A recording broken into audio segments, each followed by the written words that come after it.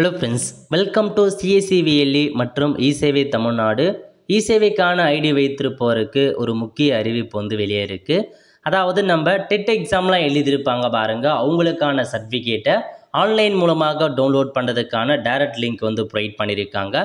So இப்போ இதை பற்றின இன்ஃபர்மேஷன் நம்ம பார்க்கலாம். ஓகே, அதாவது டிஆர்பி ஆசிரியர் தேர்வு வாரியத்திலேருந்து டெட் எக்ஸாம் பார்த்தா வைக்கிறாங்க. இதுக்கு முன்னாடி டெட் எக்ஸாம்லாம் பார்த்தா பாஸ் பண்ணவங்க, ஃபெயில் ஆனவங்க அவங்களுக்கான சர்டிஃபிகேட்டை டவுன்லோட் பண்ணலாங்க.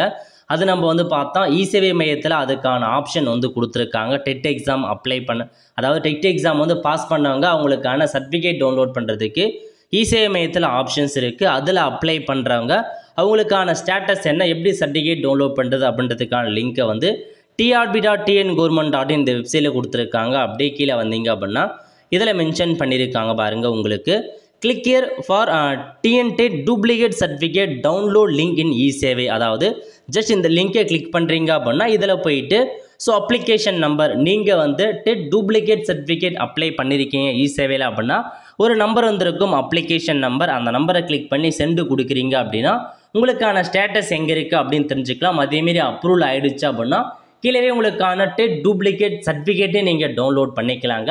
ஸோ டெட் சர்டிஃபிகேட் எப்படி ஆன்லைன் மூலமாக இசேவையில் அப்ளை பண்ணுறதுக்கு நம்ம சேனலில் வீடியோ போட்டிருக்கோம். அதை பார்த்து நீங்கள் தாராளமாக அப்ளை பண்ணிக்கோங்க. அதாவது டெட் பாஸ் பண்ணாங்க உங்களுக்கான சர்டிஃபிகேட் தேவைப்படும், மிஸ் பண்ணிட்டுருப்பீங்க.